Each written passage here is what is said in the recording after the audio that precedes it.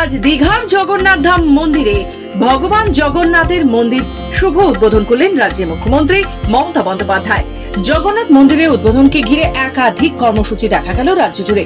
দক্ষিণ দিনাজপুরে গঙ্গারামপুর পৌরসভার উদ্যোগে এলইডি স্ক্রিনের মাধ্যমে জগন্নাথ মন্দিরের উদ্বোধনে সরাসরি দেখানোর পাশাপাশি খিচুড়ি ও গজাও বিতরণ করা হয়।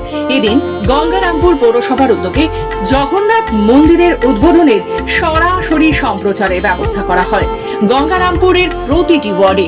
এই উপলক্ষে গঙ্গারামপুরের 18টি ওয়ার্ডে জয়েন্ট স্ক্রিনে লাগিয়ে গঙ্গারামপুর পৌরসভা দীঘার মন্দিরের পুজো পাঠ দেখানো সহ মুখ্যমন্ত্রীর উদ্বোধনের দৃশ্যও দেখানো হয়।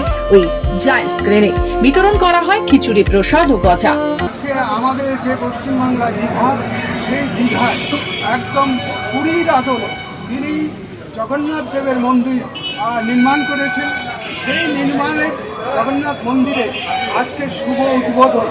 সেই উদ্বোধনকে কেন্দ্র করে আজকে আমরা গঙ্গারামপুর পৌরসভার পক্ষ থেকে আমরা সাধারণ মানুষকে আমার জগন্নাথ দেবের যে মেন পোশাক গজা, সেই গজা আমরা সমস্ত মানুষকে দেওয়ার ব্যবস্থা করেছি এবং তার সঙ্গে সঙ্গে খিচুড়ি ভোগ থেকে শুরু করে খিচুড়ি ভোগের সঙ্গে লাবড়া থেকে শুরু করে চাটনি থেকে শুরু করে পাপড় ভাজা থেকে শুরু করে এই ধরনের আইটেম আমরা গঙ্গারামপুর পৌরসভার পক্ষ থেকে রেখেছি মা ক্যান্টিনের মাধ্যম দিয়ে।